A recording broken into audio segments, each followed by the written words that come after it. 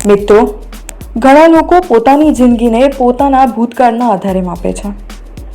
મારી પાસે આ તક નહોતી, મારી ભૂલ થઈ ગઈ, હું પહેલાં નિષ્ફળ ગઈ હતી.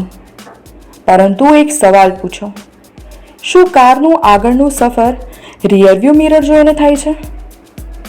ભૂતકાળ આપણને પાઠ આપે છે, પરંતુ ભવિષ્ય બનાવવાની શક્તિ આપણી ક્ષમતામાં જ રહેલી છે. એક બીજને જોતા કોઈ કહી શકતું નથી કે તે વિશાળ વૃક્ષ બનશે, છતાં તેની અંદર વૃક્ષ બનવાની ક્ષમતા છુપાયેલી હોય છે.